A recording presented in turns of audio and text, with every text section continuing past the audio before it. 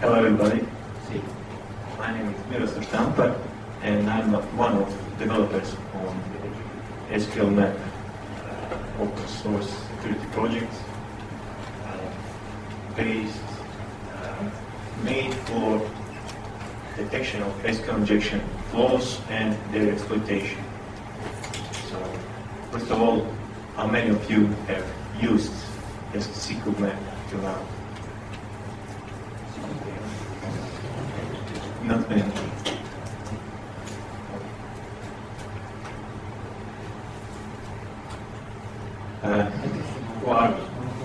We are a team of two members, two developers. One is project leader, Bernardo. He's quite famous at the team. He has lots of conference talks around the world. Heard of him now. Okay. Currently he lives in London, UK, but he came from Trieste, here in Italy, and currently he works for NGS Secure, one of the biggest UK companies, one of the biggest security companies in UK. The second one is me. I'm a professional software developer at the automotive company AVL, branch Croatia. We are doing meshing of motors with internal combustion and simulation of those, but I was always inclined towards security stuff, so I needed to fulfill my childish dreams somehow. So this is a good way to fulfill them. So this is my first conference talk, and I'm a little nervous, so don't blame me for. You're doing great.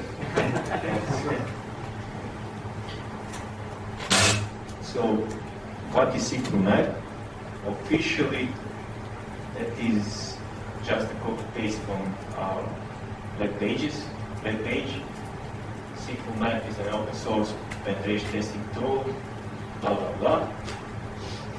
But in plain language, it's only one SQL injection tool. So it's not just about the detection, it's exploitation, to say. We have over 10,000 updates and downloads monthly, which is a quite good number. And sqlmap is part of many popular security distributions around, such as Backtrack,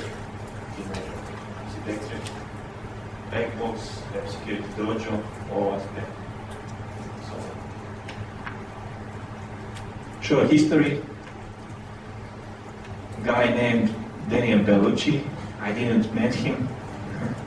I know what our history file says.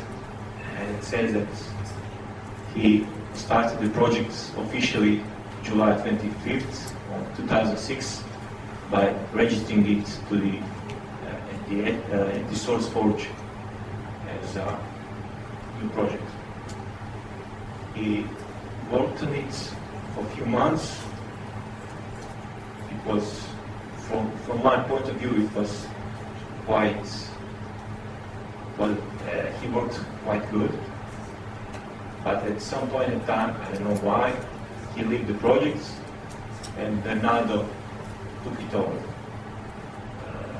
They were friends, and Bernardo just said, I'm in that field of security and I would like to continue it. So he worked alone for some 3 years, and that's quite a hard thing to do. Working alone for 3 years, he had even Redmine page where he stated all the faults and all the fixes he did. He did it just for himself, and he did it quite fine. And when I replied to his call for developers, we just continued it. So he's quite quite a decent project leader, I should say. There is an anecdote how I started, how I replied to the call for developers. I always wanted to, I had an urge to be a part of open source community, and I started to look around the projects, and I always wanted to be part of some security stuff. And I know that at some point in time I did some dummy testing, some SQL injection stuff, like everybody. And I recall that there was a cool tool, and I saw Bernardo's call for developers, and I was all excited. I replied to him, I started to work, and after a year of time, I didn't tell him. So this is the first time that I'm telling this to anyone. It was totally different tool. So I was amazed that a different tool called Squid, but I somehow mixed those two. So I started working here, and you see it's almost 2 years. So we did a quite good job at those 2 years. So current status, stable version is 0.9, but we are actively developing on version 1.0. We have a powerful detection engine. It's not my words, it's something that can be read all around the web. We did a quite decent job here. We spent tons and tons of hours here. We have a state-of-the-art enumeration engine. I shouldn't go much in detail here because it's quite tricky part, and I shouldn't bother you here, but you should know that we really do a good job at that enumeration. So you have a detect SQL injection flow, and you have to use it somehow, and that's called enumeration. You need to recall some data from backend DBMS with that same flow. Then we have takeover functionalities. You know what is Metasploit, and we are quite good integrated with it. Also, we have some web shells, web backdoors, which we upload via the injection. So we give to user the full takeover, full privileges on that backend system. Then we have support for intrusion detection systems and web application firewalls in form of tampering scripts. So there are more and more requests for doing this kind of stuff, because lots of companies now, it's a sad fact, but they don't patch their SQL injection flows. They just use some famous IDS like PHP IDS or some ref, and they just put it between the attacker and them. And they expect that third-party tool will provide it, defend from the hacker attacks. There are lots of ways how to evade the rules.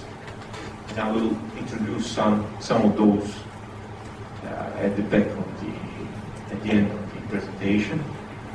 Also, there are numerous optimizations like multi-threading wherever we can, keep alive, no connections and stuff like that. Remote file manipulation like file reading and file writing. and brute force methods. Brute force methods we'll come to those, but just in short notes, there are DBMSs around that don't, from which you cannot enumerate the names of identifiers of the tables and databases, and you need to brute force them to be able to dump those rows which are presented by those same identifiers. And we are doing quite a good job here regarding column naming and brute forcing of table naming. Also, here I can mention the hash cracking. We'll come back to those later on. Short future, GUI, lots of people are bothering us, so we need to make it so it's a top priority. Here, we need to provide some kind of professional reporting. We have lots of knowledge acquired through years, but people don't like to see just the listing of the command line execution. They want some solid stuff where they say that and that tool said that and that. And we can provide report which can say this and this is affected by this congestion, do that and that. Please make sure to switch these switches on and blah blah blah. Auto-ban advanced techniques. Support a few DBMSs left. We have a quite huge list of DBMSs which provide the enumeration, fingerprinting, but there are still DB2 and Ingress and I don't know, a few of those which we need to stick it in future. Generic lexical parser. The thing is that it's quite hard to differentiate if something is a scalar value or something is a vector value. Also, with scalar value, you have just to make one call and you will come back with that same value. But with multiple row value, you have to enumerate column by column of that same column. So we have to right now we have some clumsy way to differentiate those two, but we thought of doing some kind of SQL parsing for doing that kind of stuff. Advanced DBS VF evasion techniques, I'll come back to those later, and upgrade to Python 3. These are quite painful subject for lots of open source projects around. So, lead project statistics. Python and XML are top two languages used in the projects. You can see that those two combined are 88% of the project. You can see down there that lines of code through the period of time. Here was the start of the project. That Daniel Gallucci did a quite good job alone. Here was Bernardo at home, and here we combined our forces and project went quite up. Some of features who supported DBMS, here's a full list, and by that list I can claim that we support for what is supported by MySQL, it's supported by all others. So lots of tools around claim that they can do stuff from this, from MySQL, Oracle, Microsoft Access and stuff like that, but they can provide things like fingerprinting, but dumping is quite hard on few of those. And I will introduce you to the method of pivoting, which we used for those obscure DBMSs. To support SQL injection techniques, those 5 are the most, they combine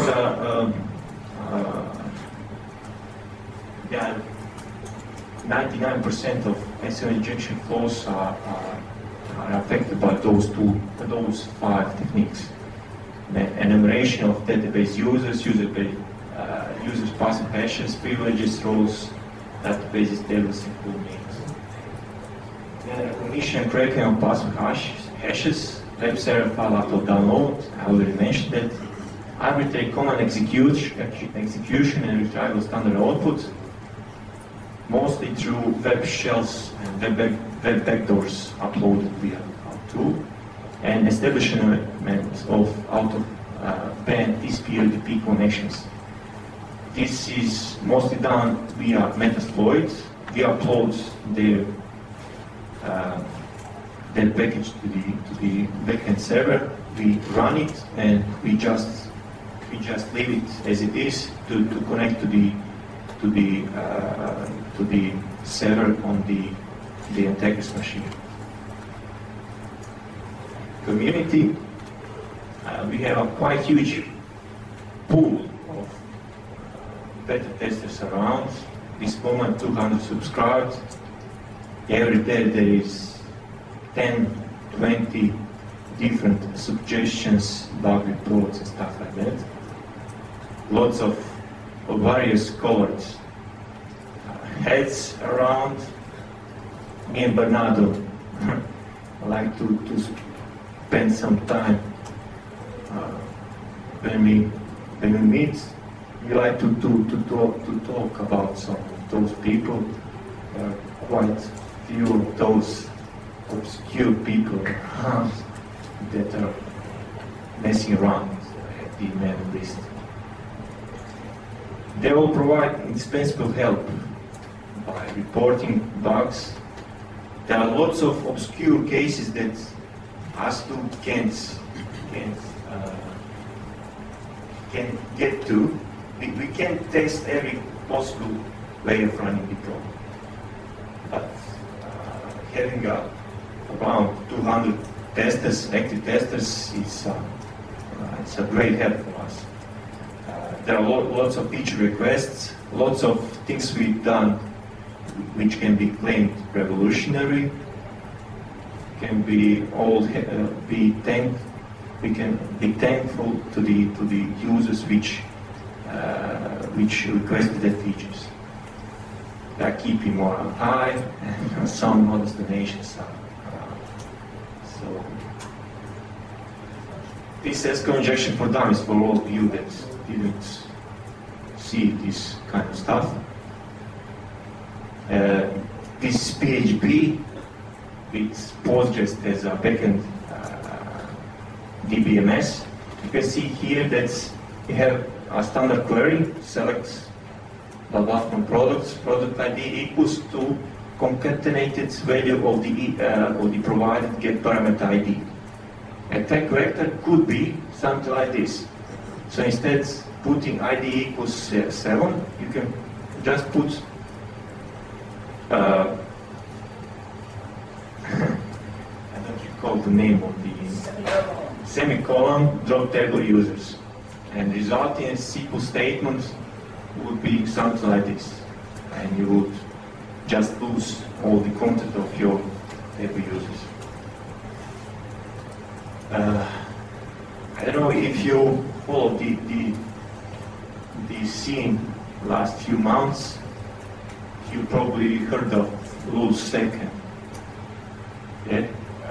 So, thing is that stuff is getting pretty hot last few months. It was quite sporadical, like you see here. Okay, there was that kleptoman, Albert Gonzalez, 130 million credit cards were lost, but you can see here 2007, 2009, 2010. HB Gary, MySQL, Commodore, and this is all just in last few months. With Sony you have 20 sites and counting last month. Fox, Sony, Infrared, Nintendo, CNN, and that's all. Those all were affected by SQL injection flows. So you can see that it's a quite a hot topic now. Also, there is something called SQL mass injection around. Lisa Mon is a good presenter here. You can see 29th of March, it had 2 to 6,000 sites were affected, and after a few days there were 1 million of those. So it's quite nasty thing around, and I found this random code which best describes the current situation. So structured query language is becoming a Achilles heel of the internet. You probably know this. So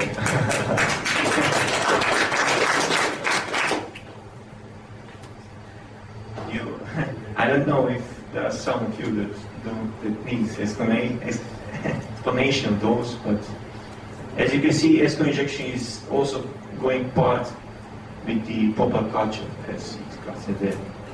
Then there is funny sweets, anecdotes.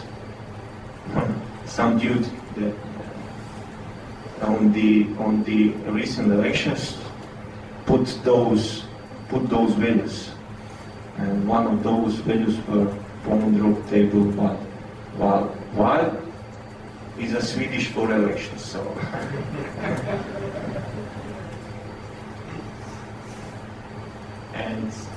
and I don't know how many of you own the websites around that can be affected with such thing, but this anti-chat is a quite nasty group of people that are not chatting like normal people, like using subjects and verbs and stuff like that. They all do just putting found targets. So if you own a target, you should spend some time and search around and just follow. Maybe you are there. So right now you can see there are 40,000 targets there. They don't do anything with those, but they put it there for potentially usage by some bad people. So for uploading stuff like, I don't know, PHP shells which can be used for flooding and stuff. Okay, now it's good that I've put some info on the techniques itself, because I don't know how many of you can say that they really know 50% of this topic. So yeah. So it goes like this. We have five major techniques around. First one is known as the Boolean or blind-based technique. Also part of popular culture call it 1 equals 1. 4 out of 5 other cases are affected.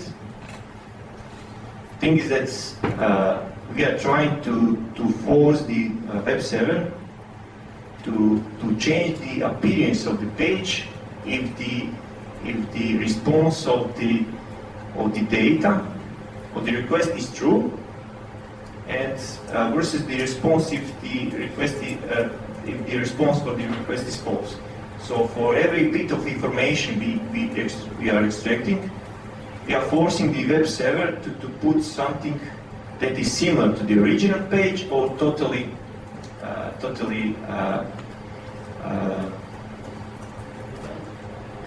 different.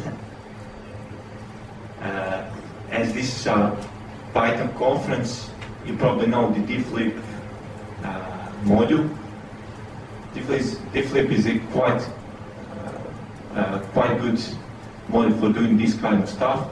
You just say, compare me this with that. It will tell you amount of or ratio, how much two pages are similar. So if the ratio is quite low, they are unsimilar. If it's quite high, they are similar. So for true responses, we want our ratio to be as high. For false responses, our ratio should go down low. This is a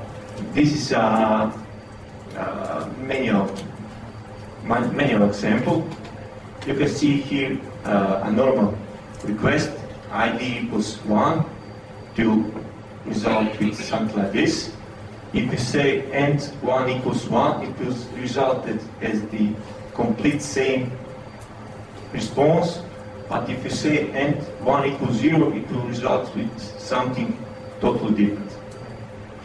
And that's the core of Boolean or point-based technique. What's the point? What's the point? We will come to the point. I'll show you a few examples how to use those. Error-based technique, we are provoking the error messages from the server.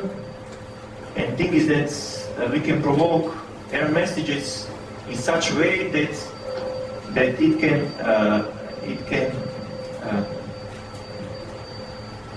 can have the results of the query we want. So the most popular way for error-based technique is to convert some kind of string to the integer. So you put a select into the convert function, and you say, give me the password of that user and convert it to integer. And the web server will respond, I can't convert that's a string, and it will tell you that same string. And that's the point of the error-based technique. This is an example. You can see here we are converting version. Version is a global variable. We are converting to the integer, and the server will respond with something like this. I cannot convert it to the integer, and it will say Miroslav SQL Server 2005. Everything will be here. Yeah. Well, I think some of these correctness is okay. But you try to think that the attacker doesn't know the underlying DB schema, so he's trying to guess what the schema is. That's it. And that's why he's trying to get error codes. So, okay, if I put a number here, I get an error, so this is a X field or the other way around. I think that's good. So basically you can put anything here, which is a string, and it will say you the result of that subquery here, that I cannot convert that string to the integer. Anything you can ask him for passwords and stuff like that. Union query technique. This is the fastest of all techniques. It combines the original results with the new results we want. So basically we have affected query, and we use the union to append some new stuff inside. So here you can see this is the simplest case, full union query technique. But you just say union all select. You see here ID, name, surname from users, and you drop down all the content of that user's table. Partial one is a more complicated. Partial union query is for the case when the web server somehow limits the output of the results. So it doesn't enlist the all rows, it enlists only the first one. So we are deliberately putting here something illegal to analyze the original response and put something that we want. We get something like this. Time delay based technique, same stuff as blind based. Only difference is that you don't see the difference on the response pages, but you see the difference in the response times. You can see one example, and 1 equals to something which sleeps, and this will delay the response for 5 seconds. You will see how to use it later on. Take query techniques, same stuff as time, only thing is that you just put here something behind the semicolon. And this is the basic working examples you want to see. This is the stuff. You are asking what's the first character of the password from users. So first password from users, first character. You see here option 0, limit 1, first character, length 1. And you ask if it's greater than, this is for this ASCII code for monkey chart. So you're asking him if it's greater than that monkey character. And if the response is true, you know that the character is something at the higher level of the ASCII table.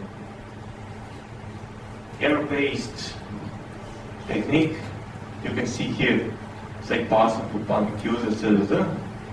We deliberately put here, we are concatenating here some prefix and suffix to be sure that that concatenated string will be something non-integer. So that we are sure that this will be for sure trigger the error response. Union query, something like this. Time delay based. Time delay based. You can see here, we are using case. If that first character is something greater than that monkey, then do nothing. Do dummy select, else sleep. So we will detect those sleeps and we will reconstruct the characters by those responses. That query is the same stuff as time delay based.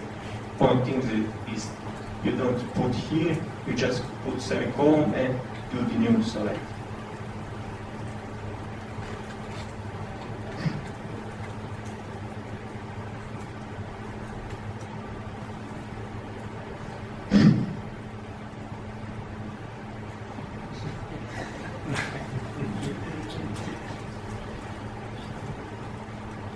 Okay, something about the program structure. I wouldn't go here in much details, I'll just do a quick overview. We put everything doc-based into the doc directory, manual, thanks, change log and stuff like that into the lib. There are core modules and there is a core, there is a core engine inside. In extra we put third-party models. In plugins we put DBMS specific models. So for every new DBMS we put a new plugin inside which tells how to detect that same DBMS and how to enumerate it, because every DBMS has some specific stuff which needs to be used.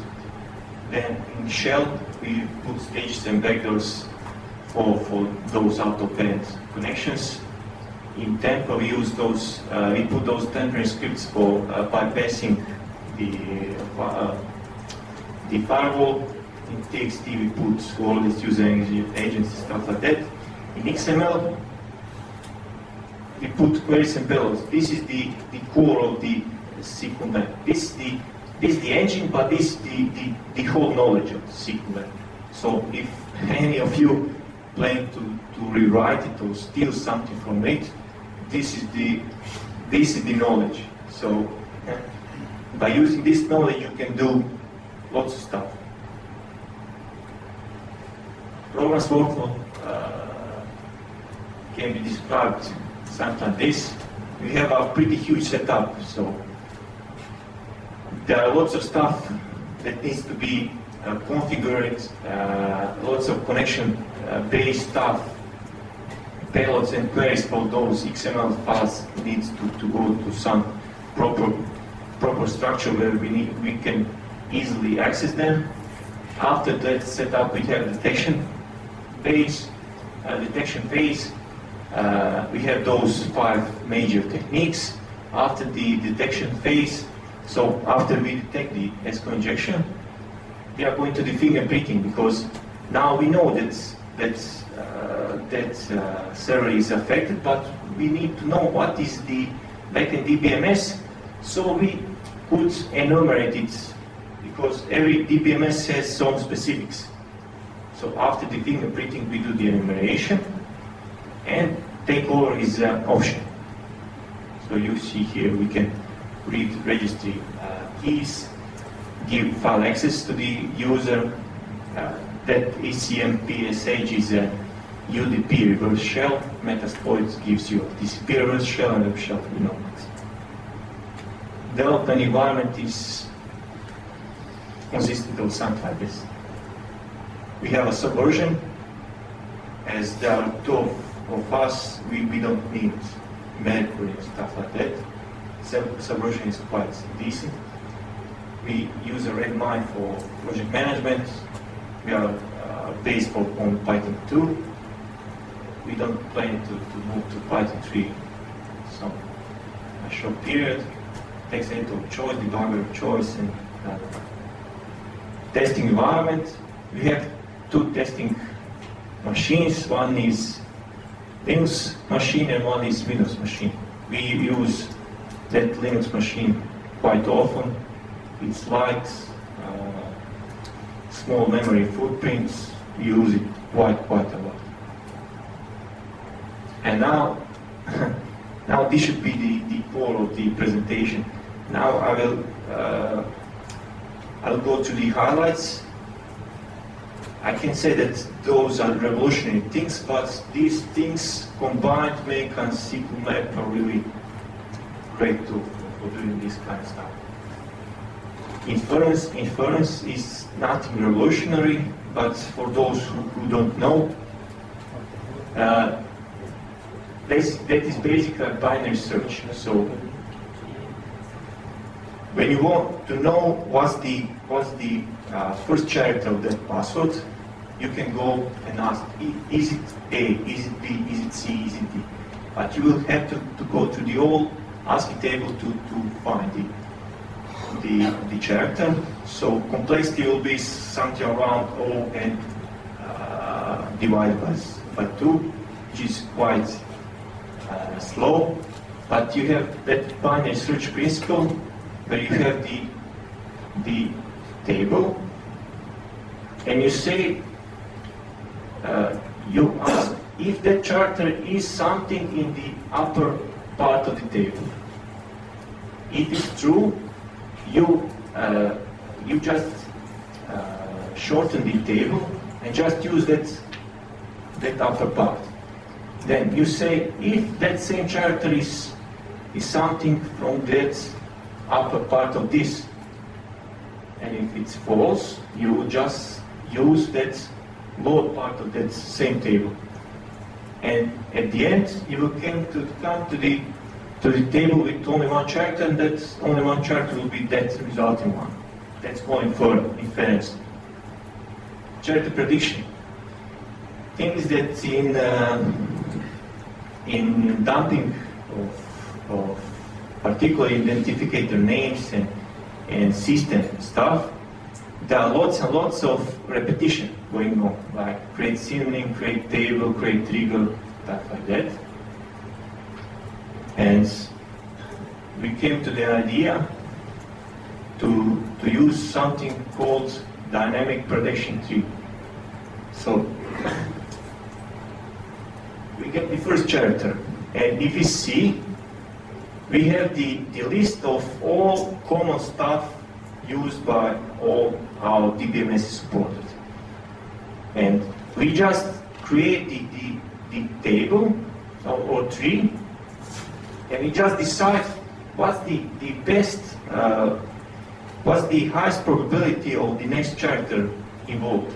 So if you have this as common stuff used by DBMS, and you know that the C is per character, you can quite easily spot that they all share the R as the second character. And so we know that if we ask if that character is R, that it will have a high priority to not go through all the table, but just to spot that character there. So you see here, we are going to the create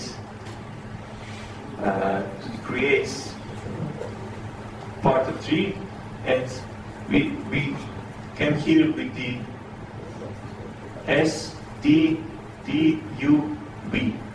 Now we know that the highest probability will be based around these characters, not the whole table, but these characters. And we will ask if the character is something in the other part, like said in that inference part.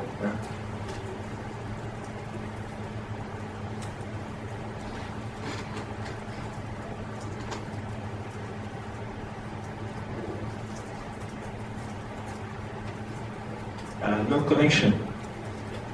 Thing is that there's quite nice article around that says that you don't have to get all the page content to be able to compare those contents. You can only get the sizes of those pages and compare those sizes. And the thing is that, for example, on Apache, if you put an header called range, and if you put bytes equals to -1, it will just reply with something like this, without any body. So you can imagine what's the speed optimization of this method. So if the original page was something around 75 characters long, and you get the response for your injection that this is 75, you know that this response should be true. And if you have something different than this, like this part, you know that it's false. In IS, instead of range, you use the method heads, and you get just the response, something like that. Content minus length with the length of that body, which is not applied to this. So we are just keeping the huge bandwidth calls around and use this stuff. The mystery mode. Thing is that when you compare two pages, they have lots of JavaScript ads and banners inside. You probably notice that after a few seconds, pages just differ somehow, and that causes trouble. So in normal situations, it's very hard to distinguish at the Python level, at the difflib level, if those two pages are same or different. So are we talking about the true or true-false responses? And we came to the idea to remove those dynamic parts. So we are using, again, difflib, and we compare two pages which are retrieved with some period time, few seconds, and we get with the difflib, we can get the matching blocks from those two pages. And we know that those matching blocks are static ones, but there are those between those are dynamic part. So using the regular expressions, we can distinguish later on what is static and what is dynamic. So using something like this, we can just remove those parts which are marked with this regular expression. Reflected values. Thing is that in some cases, pages like search pages, just put something like, if you use this as a query, it can just return this inside the page's body, and this gives a headache for detection part. And we are using something called we are using method to remove those reflected values by using regular expressions the same way as we use it in those removing of dynamicity. So we put here something, those characters we know that won't be encoded in any way by the web server. So characters, plain characters A to Z and numbers. But those special characters like spaces, we know that there is a high probability that they will contain something like that. So we use regular expressions like this to distinguish if there was something like this reflected in the responses body. If it was, we just remove it, and it gets the job far easier for detection if something was injectable or was not. Statistics. Maybe this is the most revolutionary thing in sqlmap. Thing is that lots of tools have problems with detection if something was delayed or not. So lots of tools say to the backend server, give me a sleep of 1 second. And if there was some kind of lag in connection, or there was some kind of, if there is a lag in connection, those tools can distinguish if something was delayed or something was not delayed. So if you say sleep me for 1 second, and it doesn't sleep for 1 second, but it lags for 1 second, then you will have problems. But here comes the statistics. It says something like this: you collect the good amount of normal responses, and you know that they will come to this normal distribution here. And everything that is outside those distribution, you can just tell that it's not normal. So we collect normal responses in those delays. So we collect normal response of the web server, and afterwards we put a request to the backend server, give me a delay of 1 second. And we know that there will be quite good chance that if the backend server really delays, it will go outside that curve. Thing is that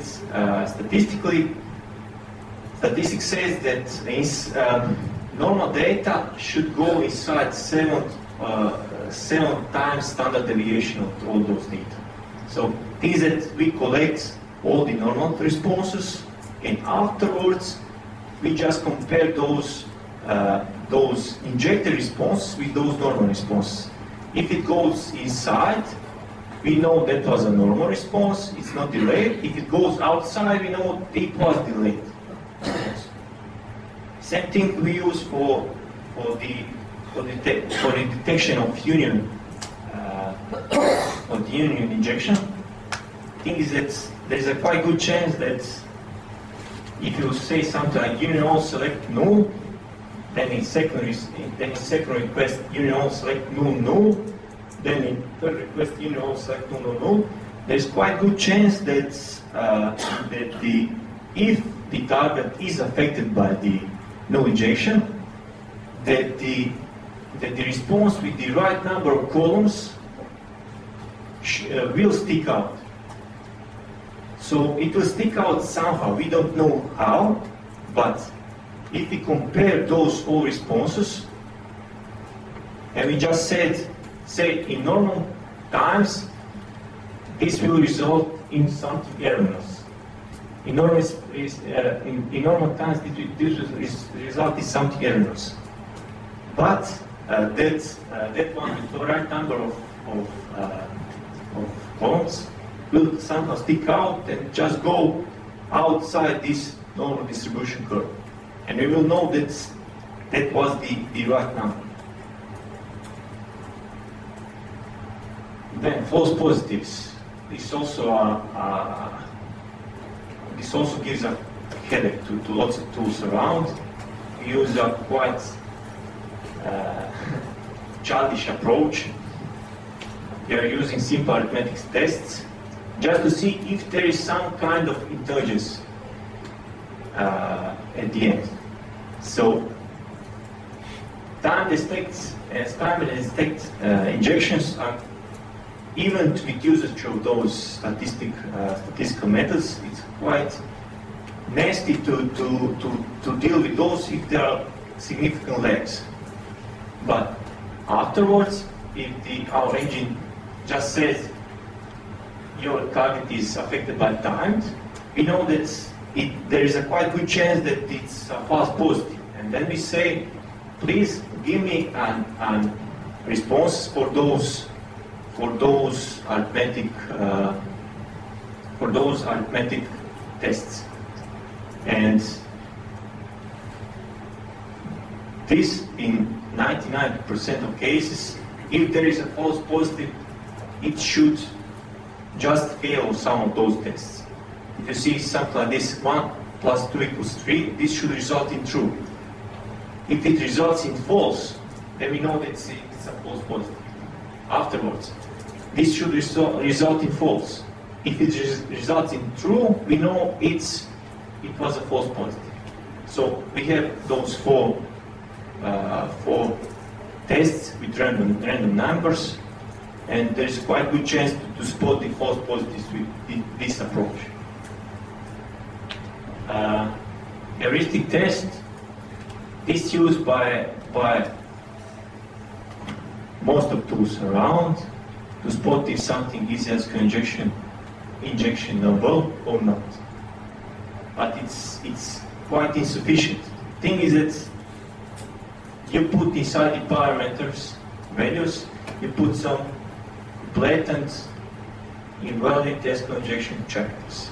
Something that will for sure cause trouble if this is injectable. And if there is some kind of error message inside, then we know that there is a quite good chance that this is ESCO-injectionable. Things that we use this knowledge like this, not to say that something is ESCO-injectionable, but we parse the error messages inside, and if we notice that it is something similar to the mix of SQL Server, then we know that we don't have to test all, 100 tests that we have in our payloads file. We know that we just need to use our mix of base tests, and it will noticeably shorten the time of tests. Temporary scripts. This was a result of request of one of our users from the mailing list. There are lots of intrusion detection systems around that can be quite easily circumvented with this kind of conversions.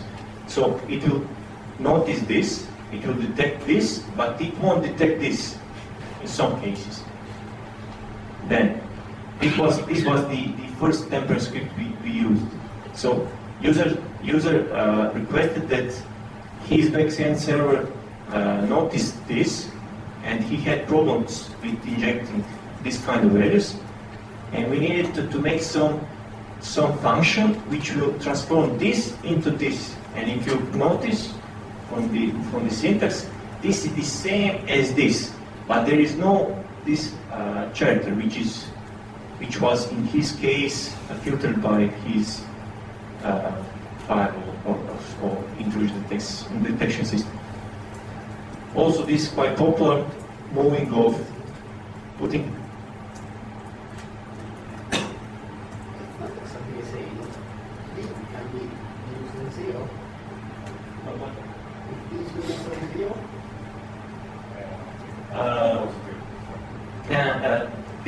This is used in when we are using that inference. So we have a table which we know that should be a positive value inside. So it goes from 0 to 225. Also, this is a quite popular technique. Just putting of these dummy comments between the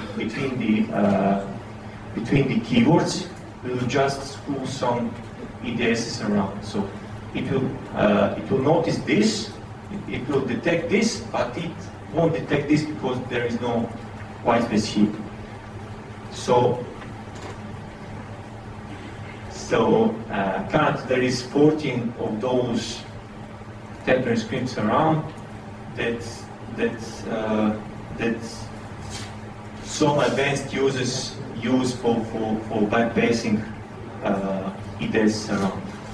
We are planning to do the automation of these features in some near future. Things that there is a quite nice method how to spot if something is affected by this or not. I won't go into detail. So we'll provide the user the functionality to automatically try these temporary scripts to bypass those intrusion detection systems. Pivoting, lots of DBMSs around don't have something like this limit closing, and this is quite important stuff for dumping data. So you want a second column from second row, for example, and there are DBMS around like MS SQL doesn't have this, where you have to emulate somehow this mechanism, and we use the something called pivoting. So we use one column. Okay, in most common cases, it's something like ID. So we use one column. We retrieve its value by using this. Give me a minimum value which is greater than the previous value, and we just retrieve those values of that pivoting point. And afterwards, using that knowledge with those pivoting points, we just retrieve the other column values by using this.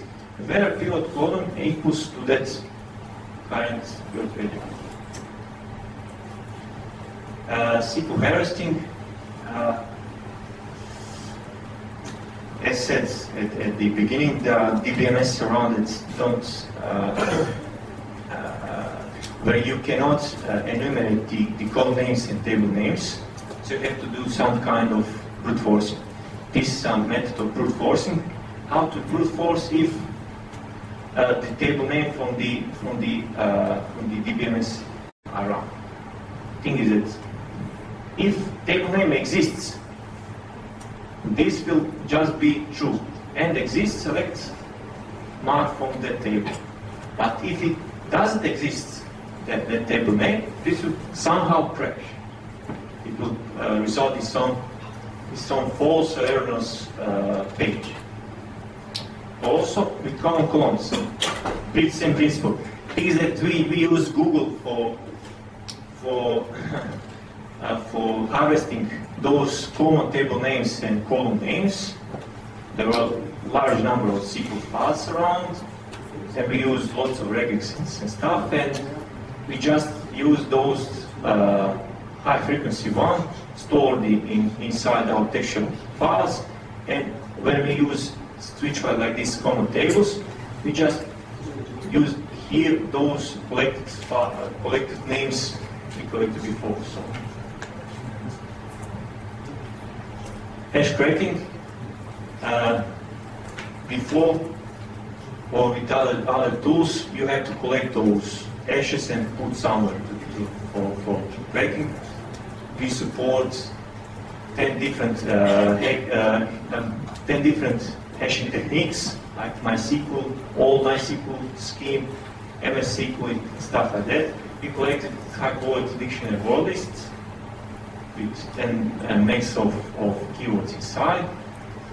And when we detect in the dumping phase something, when you collect something in the collecting phase that is similar to the hash, we automatically correct it with usage of those hashing functions we have. And they are quite fast because coroutines are coming from hash tree like MD5 and SH1. So how fast is your hash cracking? Quite fast because we are using hash tree and they are binary compiled, so it's quite fast. Like 10 minutes? No. For example, on my machine, quad core, you have I don't know 2 or 3 different hashes. With that for list of 10 megabytes, you need something like about 5 to 10 seconds. Yeah. And everything is automatized.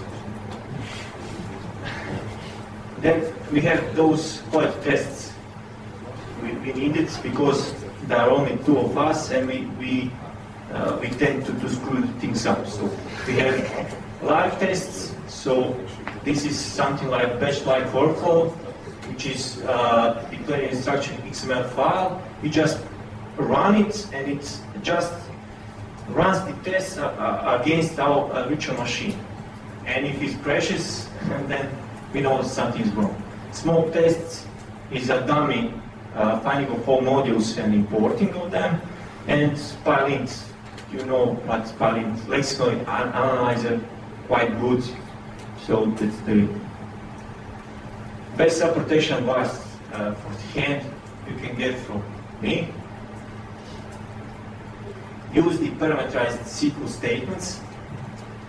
Thing is that lots of people sanitize database inputs by themselves, and there are lots of temporary scripts awaiting, like you've seen, that can just circumvent those methods you use.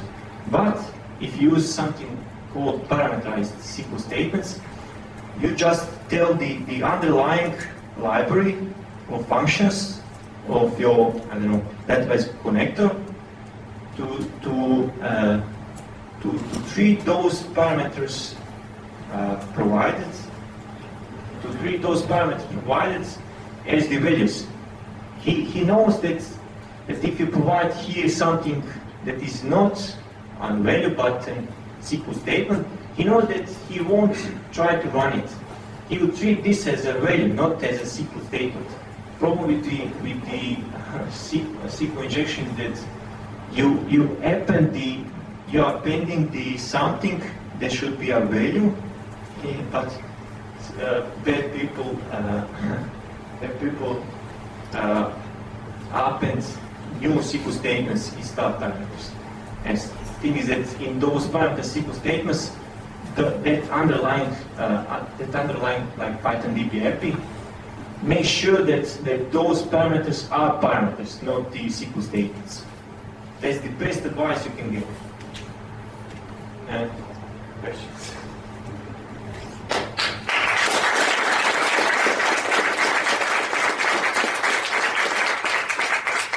This is my first conference. I was quite nervous, but I hope that you remember some stuff from here, especially that parameters. Believe me and Bernardo are quite good at this kind of stuff, and parameterized SQL statements are something that we cannot break. So, do you have any questions?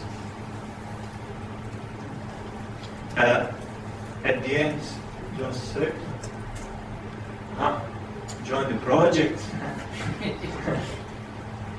These are all links where you can find us. So if you have any questions, or if you get an urge like I did before joining this project, you can freely contact us both via this email address, and that's it.